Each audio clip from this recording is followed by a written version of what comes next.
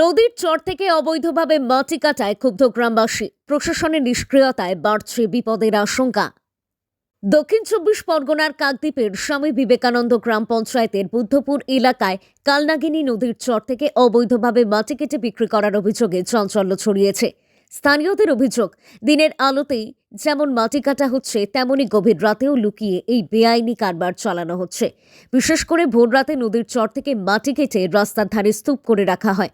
পরে ভ্যানে করে সেই মাটি বিভিন্ন জায়গায় বিক্রি করা হয় টাকার বিনিময়ে। গ্রামবাসীদের আশঙ্কা, এভাবে চর কেটে নেওয়া হলে আগামী দিনে নদীর বাঁধ দুর্বল হয়ে পড়বে এবং নোনা জল ঢুকে গোটা এলাকা প্লাবিত হওয়ার আশঙ্কা তৈরি হবে। ইতিমধ্যেই ওই চরে বড় বড় গর্ত তৈরি হয়েছে, কোথাও আবার পুকুরের মতো গভীর জল জমে গেছে।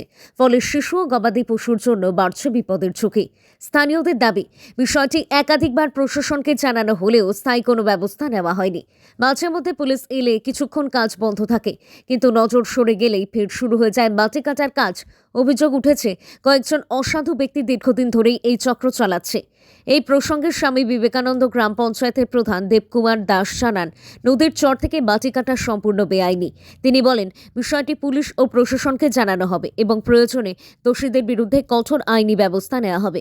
গ্রামবাসীরা দ্রুত প্রশাসনিক হস্তক্ষেপের দাবি জানিয়েছেন, নচেত ভবিষ্যতে বড় বিপর্যয়ের আশঙ্কা করছেন তারা। দক্ষিণ চব্বিশ পরগনা থেকে গোপাল শীলের রিপোর্ট, ডিএন নিউজ বাংলা। না এটা একদম ডাহা মিথ্যা কথা।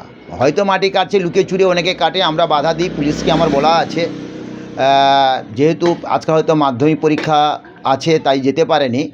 আপনারা বললেন, কারণ প্রতিদিন আমার পক্ষে যাওয়া সম্ভব না চরে, আমার প্রতিদিন যাওয়াটা সম্ভব নয়।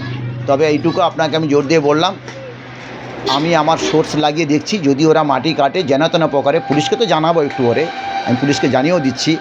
আর আমি কোনো দিন কাজ হবে, রাস্তার কাজ হবে, তার এজেন্সিকে দায়িত্ব দেওয়া আছে, এজেন্সি তার কাজ করবে, তার মাটি লাগুক জাগ লাগুক তারা দেবে, তাকে নিশ্চিত আমরা বলিনি একটা এজেন্সিকে যে তুমি গিয়ে চর থেকে মাটি নিয়ে এসে ওখানে দিয়ে দাও, চর কেটে ধ্বংস করে মাটি দিয়ে, এটা আমরা কখনো বলিনি। আমি আইনতভাবে যা স্টেপ নেওয়া দরকার আমি পুলিশকেও বলে দিচ্ছি। আর আমি গ্রামবাসীরা তাদের বক্তব্য হচ্ছে এই মাটিটা দিনের পর দিন কাটা হচ্ছে, বছরে প্রায় সময় কাটা হয় এবং বিক্রি করা হচ্ছে।